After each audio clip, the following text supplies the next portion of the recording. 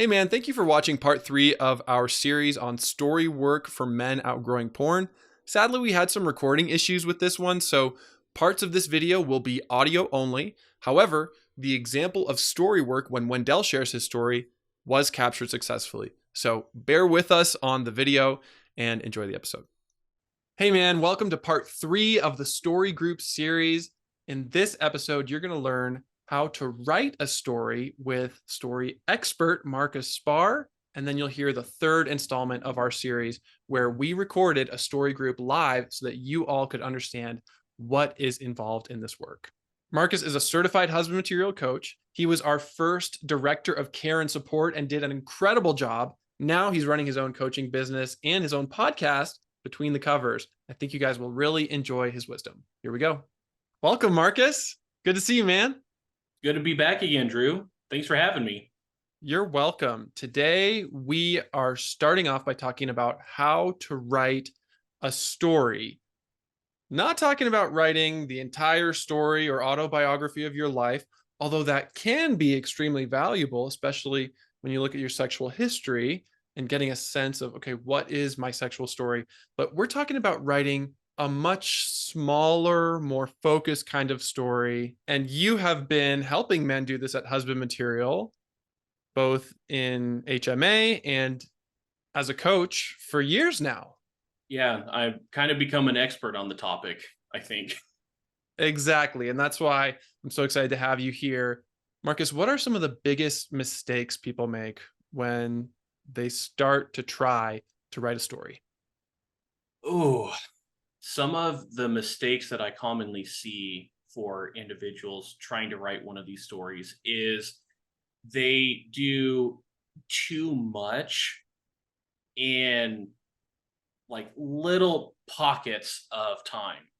It's like, well, this happened when I was 5 years old, and then there was this incident that happened when I was 13, and then at 18, and ultimately, it led to this here when I was an adult.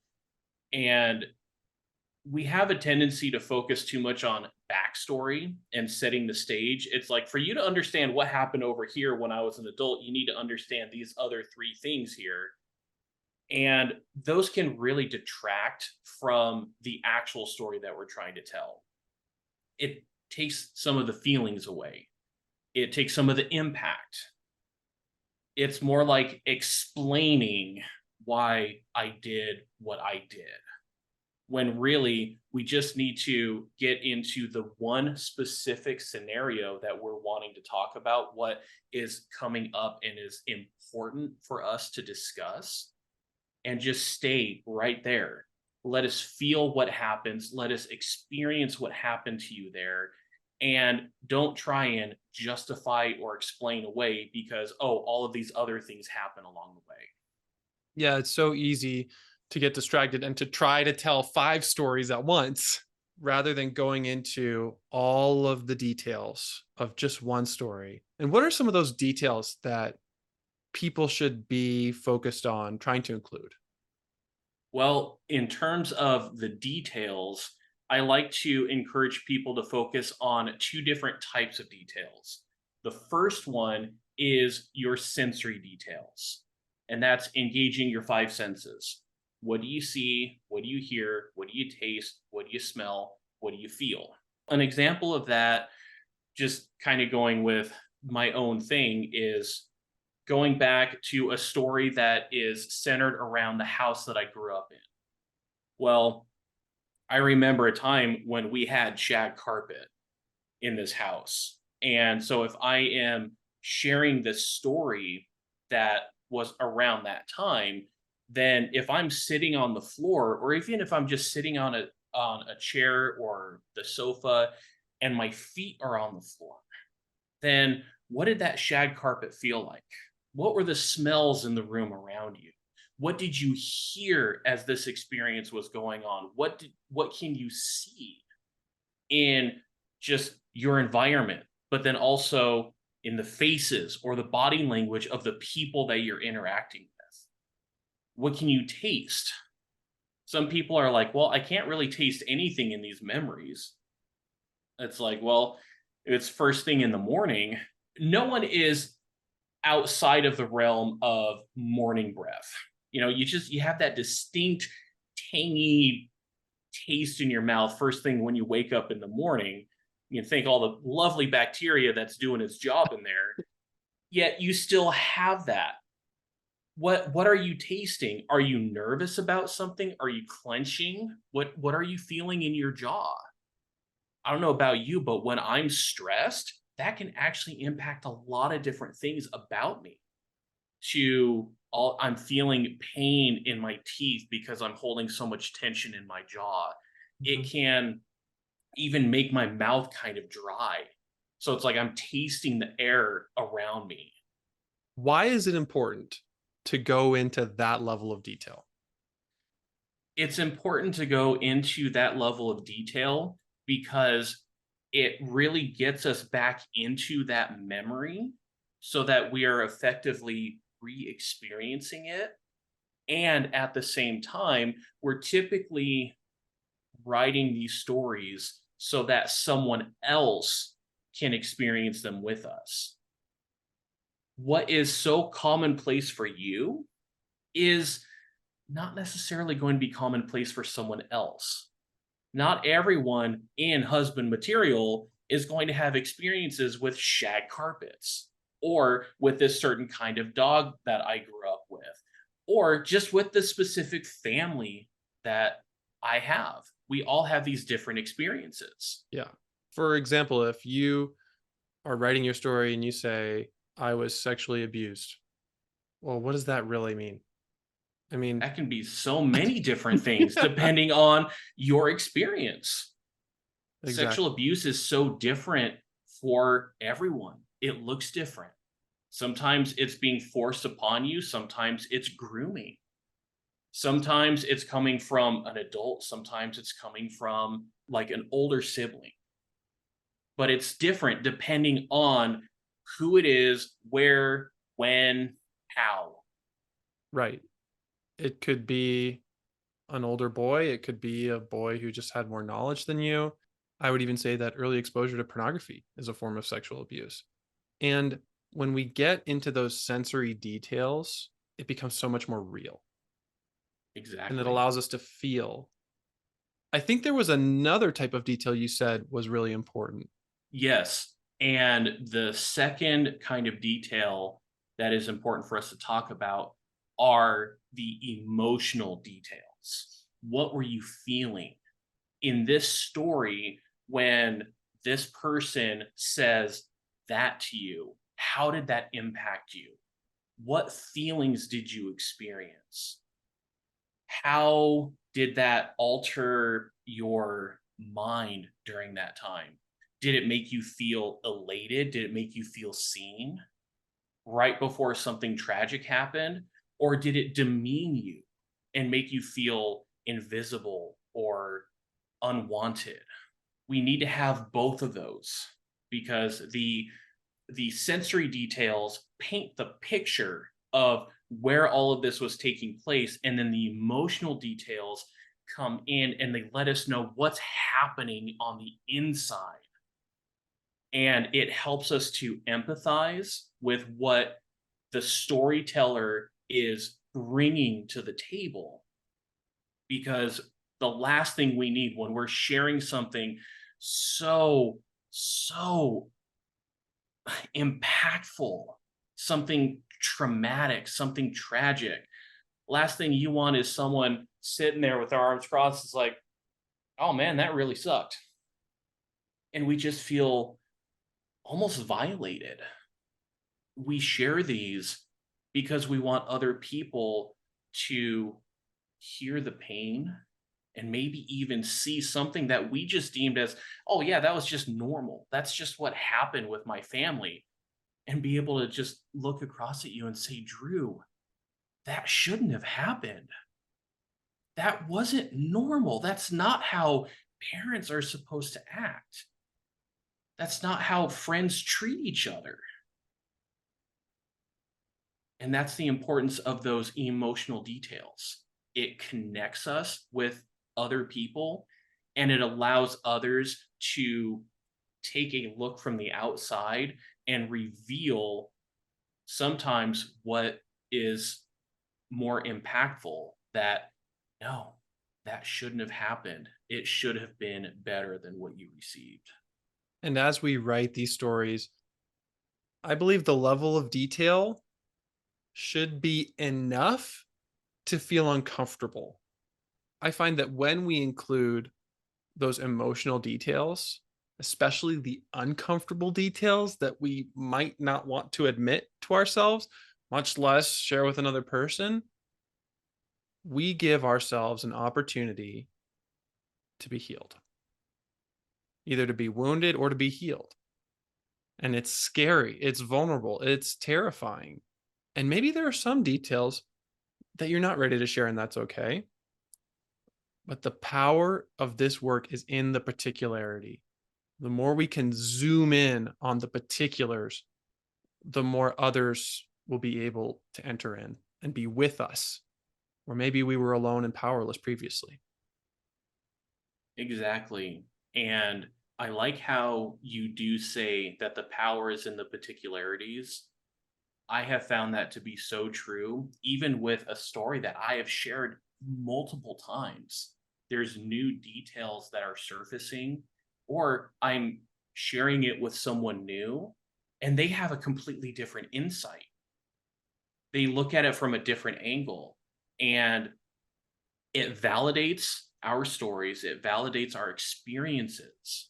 I have worked with some people where they're writing a story, and it could almost be defined as a clinical experience of what happened. It's just the facts. And there's no feeling, there's no emotion tied with this. And we can often use that as a defense mechanism. Separate ourselves from the story. I'm just going to tell you what the facts are.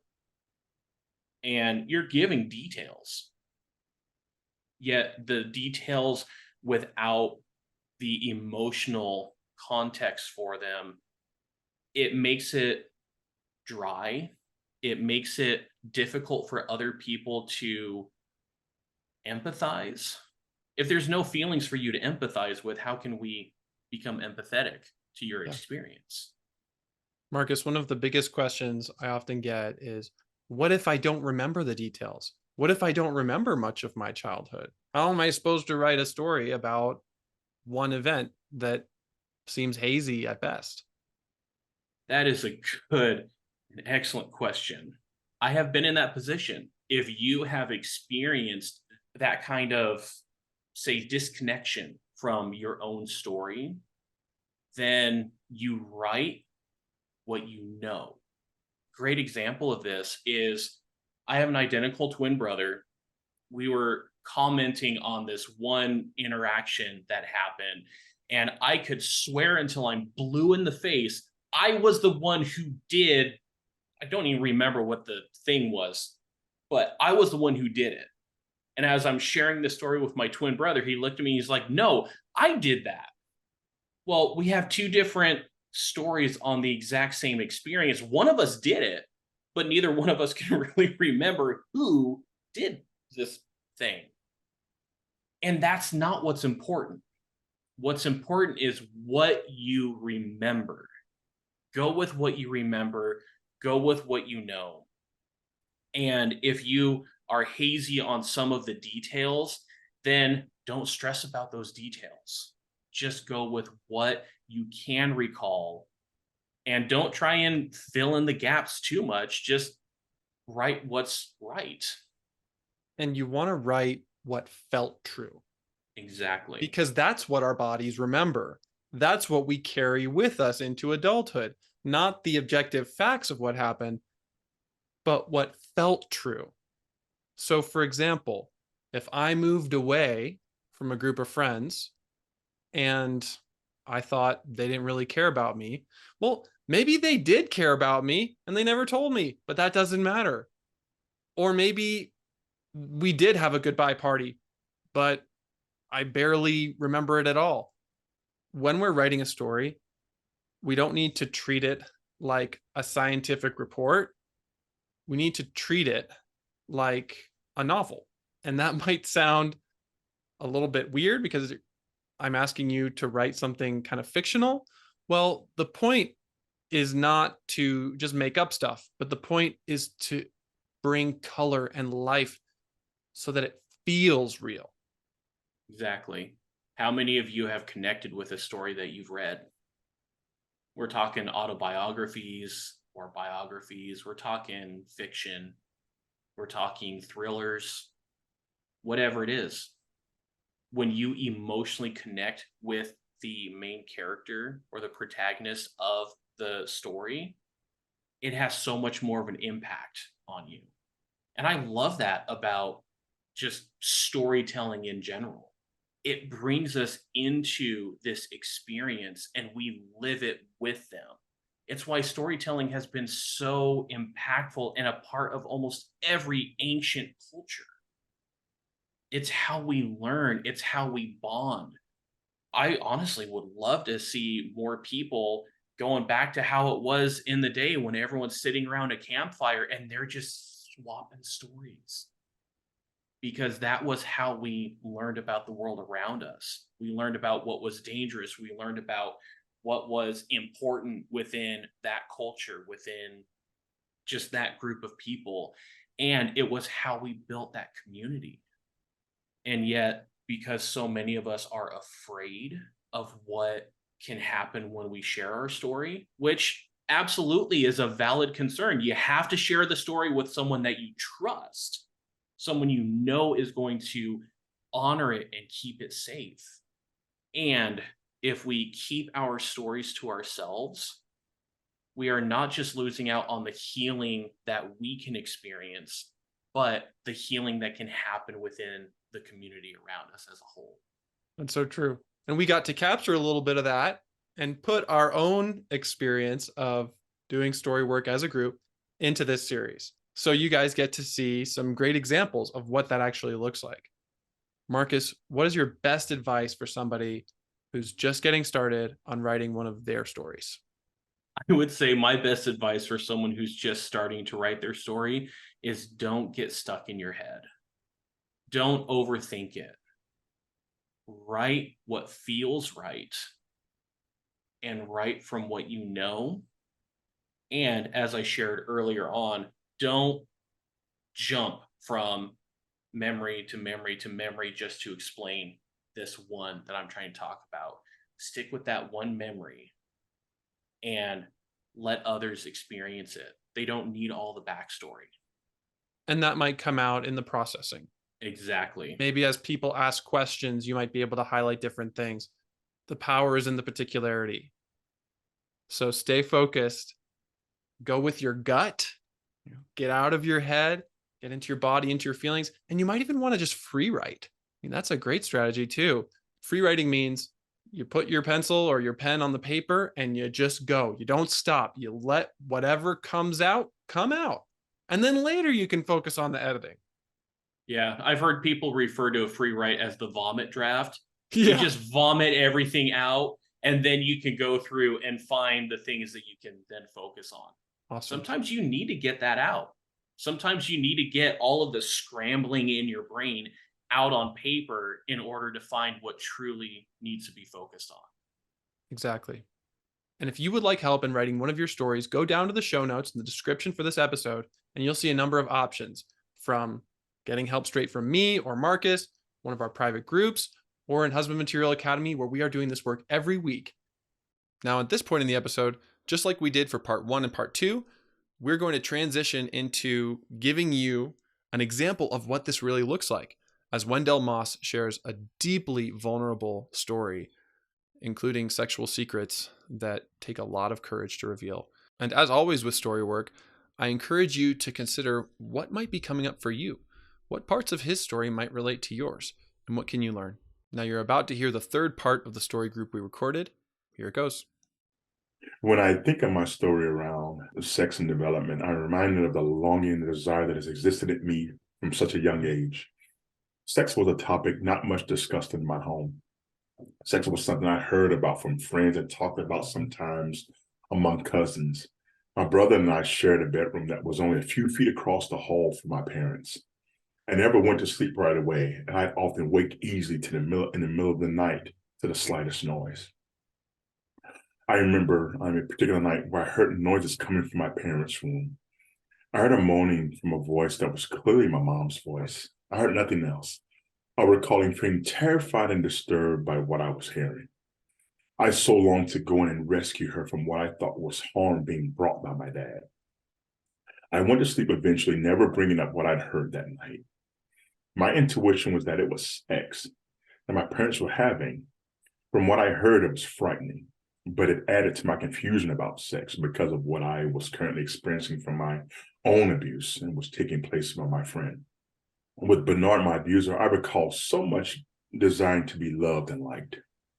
I keenly would listen for sounds and would love to know how people loved and enjoyed me. I would work hard for people to enjoy me. But when it came to sex, I was a frightened kid. But I also was intrigued by sex. The thought of sex brought both enjoyment, longing, but it also brought fear. Once my parents discovered what was happening to me as a kid, sex became something to be ashamed of. What do I do with my enjoyment of when I think about abuse, of my abuse, and being attracted to that? The question brought me shame and therefore never to be discussed with anyone. Talking sex is shameful and a no-no.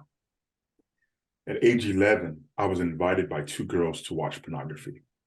This was another moment of sex being close to me. Within minutes, I felt aroused. For a moment, the girls weren't even in the room. At that moment, shame was not even at the forefront, but remembering what I so longed for. I recall wanting to be in that video and even wishing that would be me. I just stood still and not let the girls know what was happening to me, that I was so drawn and aroused as an 11-year-old could be. I was ashamed of my arousal. The longing and desire I felt had not been that strong since I was a little kid. It didn't take long for me to begin to crave more of what I saw. When I began to discover friends who had magazines or movies, I'd try to hang out with them wherever I could. Every picture, every scene that I saw, I'd watch to see what expressions were on their face. What sound would be coming to reveal pleasure? I often remembered my own experience, but never to be told. I remember as a kid and my own abuse, even then I wanted to be enjoyed and liked. And I wanted to know that the person was being pleasured by me. As I got older, the craving for pornography grew. Pornography and magazines were safe.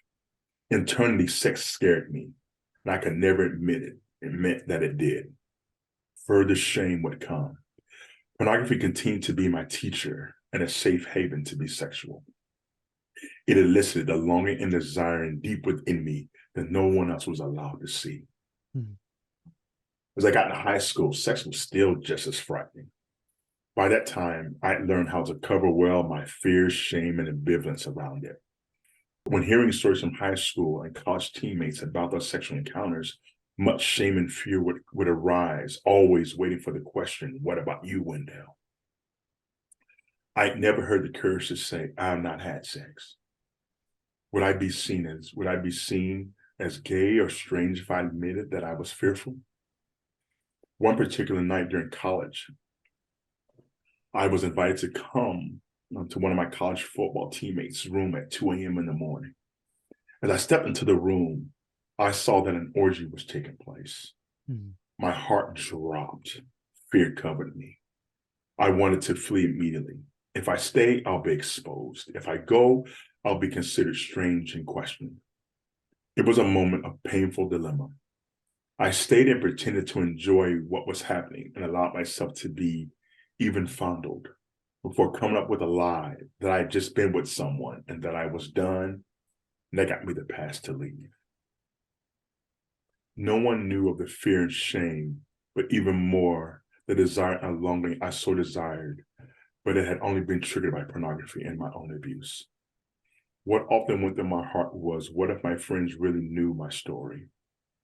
What if they knew about my love for pornography? Would they like me? Would they be my friend? Would they still consider me a man? Would I still be considered a man if it was known that I was brought pleasure in the context of abuse and by pornography? What's coming up inside you, Wendell? Honestly, I think I'm a bit surprised. I think there was halfway through the story where I almost felt regret of bringing the story. Mhm. And so I think I had to almost kind of keep calming myself, saying it's okay, it's okay, it's okay, as I read the story. So really, really exposed. And I wasn't expecting to feel that much as I read it this morning. At what point did you start feeling regret? Probably around the place where I connected my desire and longing and connected with where I had to wrestle with my desire and longing in the context of abuse. Mhm. So that felt really, really, I'm like, whoa. Even though it's not new for me to read this story, I think I'm struck that it came up now Mm. here that I was struck. But that's when it hit.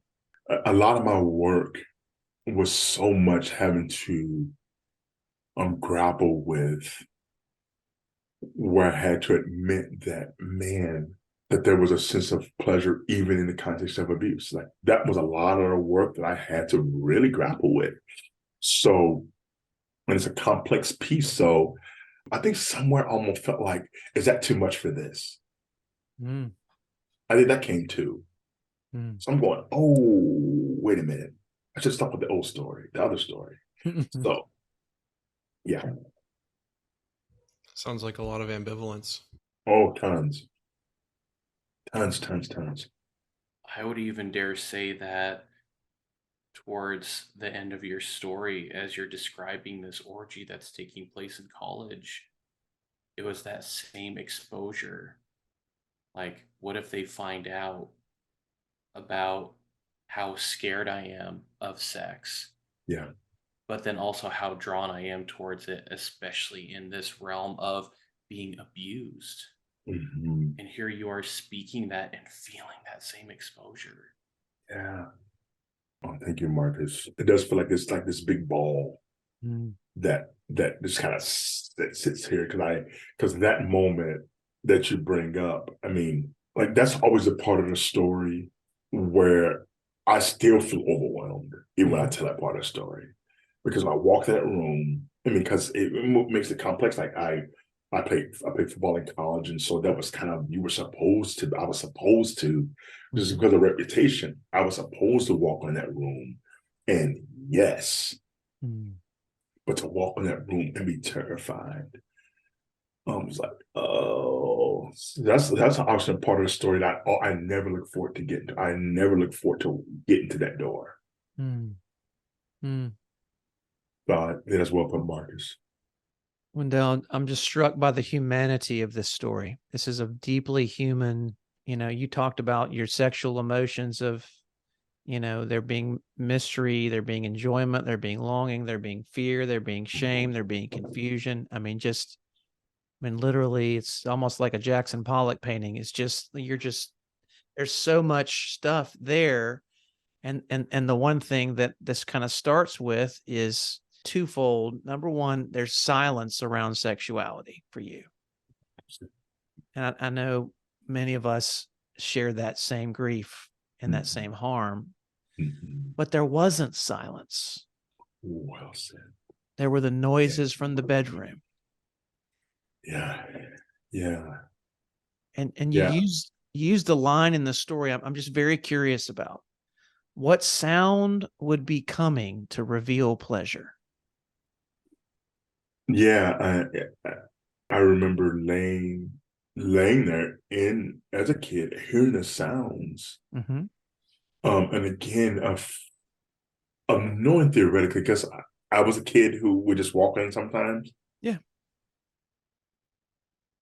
Happens. You're a kid. What you're supposed to do, right? What just happened there? What happened when you said that?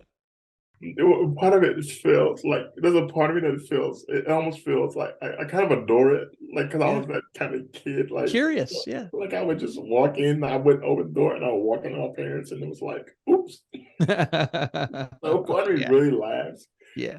But what's interesting is that when I would hear it, though, it would disturb me Yeah.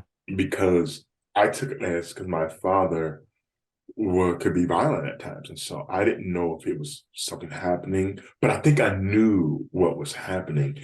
But again, it was nonetheless disturbing. But then when it came to abuse, I remember the sounds of my abuser when he was being pleasured. And so as a little kid, I somehow connected the sounds of pleasure. So I think, Chris, that's what you're hearing. Like, so there's something where there was this ambivalence about the sounds of pleasure. Because like again, my mind is like, it's scary. Yes. And I remember it.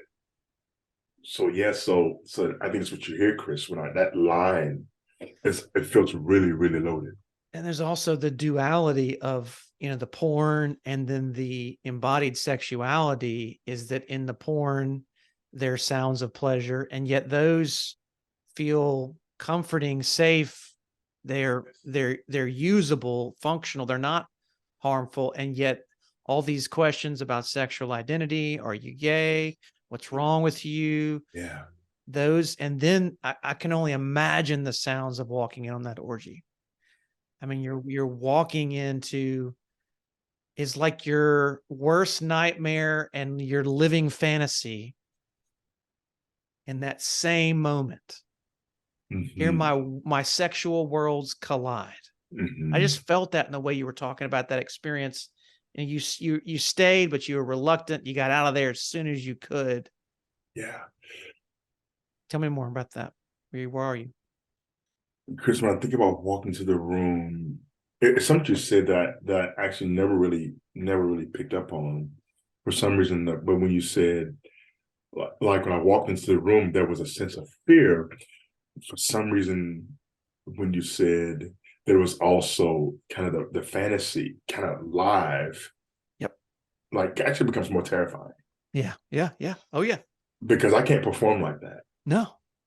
And so when you said that, it was interesting that I actually felt kind of like, oh boy. And I think what was crazy is that I couldn't get away right away. Because essentially the story is that I don't want the guys to know that I'm a virgin. Yeah. I'm in college. Yeah. Division I school. And there is no way in hell. No. I mean, you can't let that out. It's just destroy your rep. Destroy your rep. Not one bit. So then the shame just gets worse that I play a part with harming these two girls. Like I know better. It just feels crazy. So the sense that I joined in just to protect my own reputation, my own face. And then they didn't make the terror go away. So then they come with an excuse to say, guys, actually I just finished with someone else in another room. So having to still try to find a way out.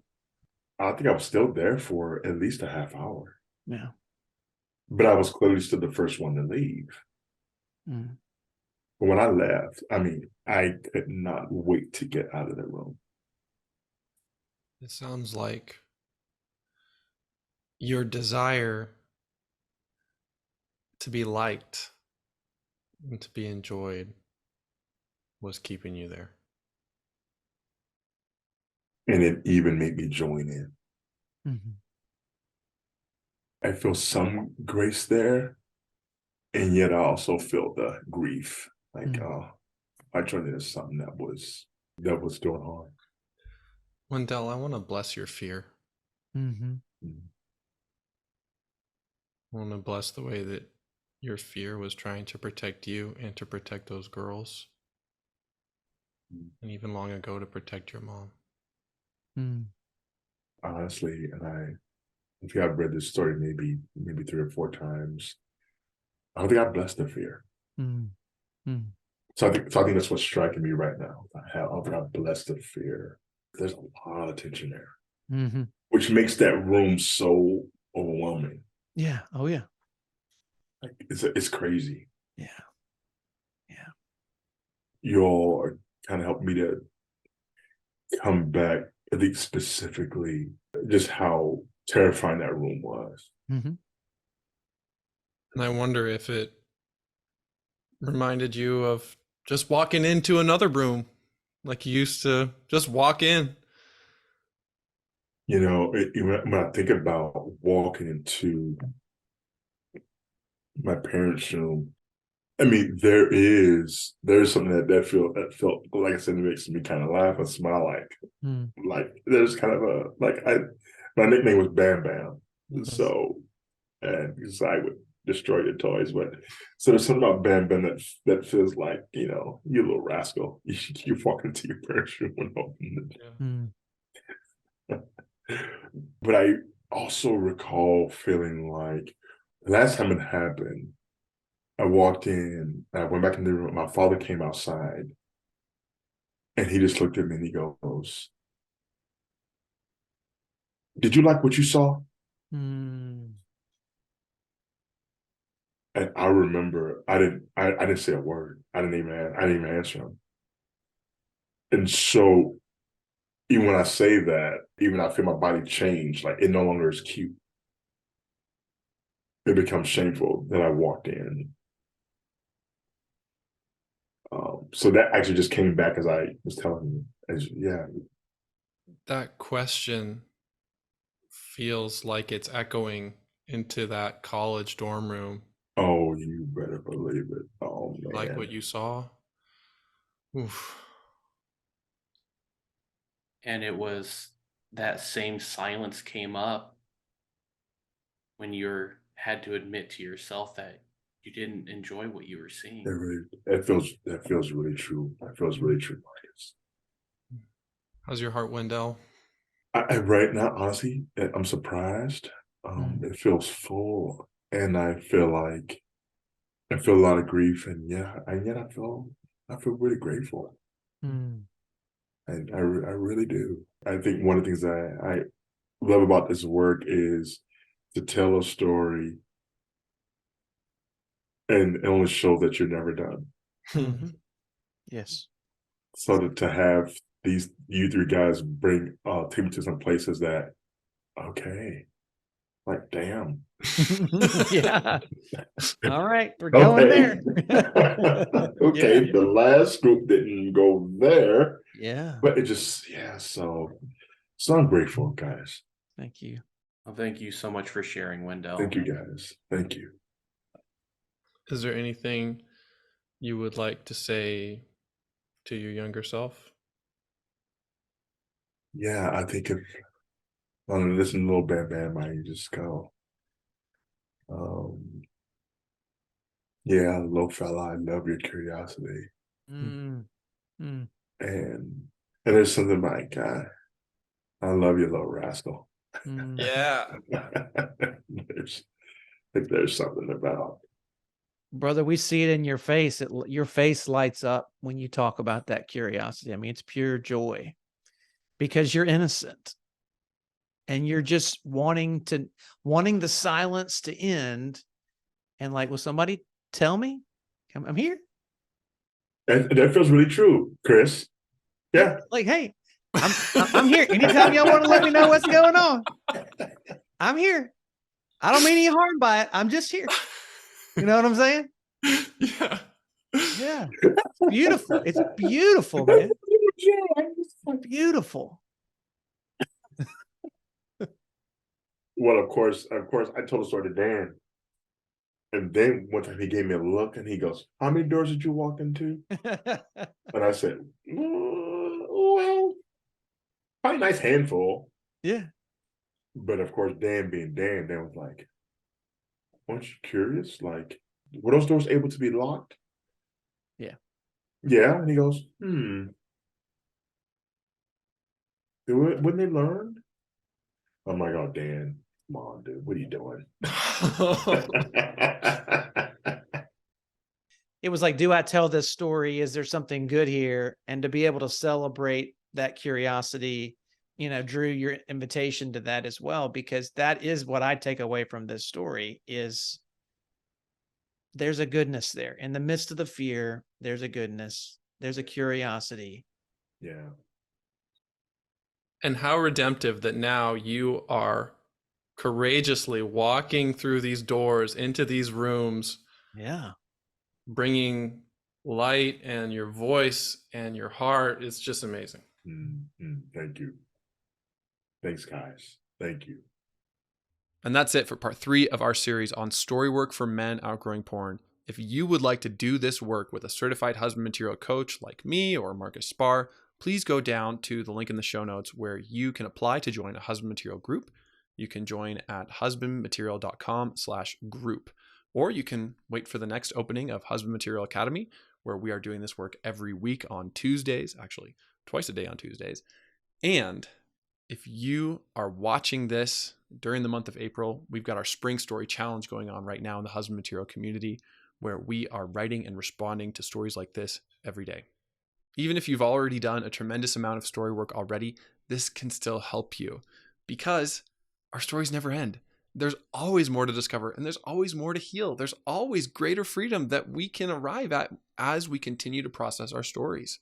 I wonder if some of you might be feeling a sense of obligation or exhaustion if you've already done a lot of story work and you're like, oh, why do I have to keep doing this? I once had a client ask me, Drew, why do I have to keep engaging my story? Well, the truth is you don't have to. But even if you're not engaging your story is still engaging you. So we get to do this work. It is a gift. It is an opportunity for deeper healing, greater freedom, and connection that we wouldn't otherwise get. And what a gift it is to be able to hear the stories of others who courageously share.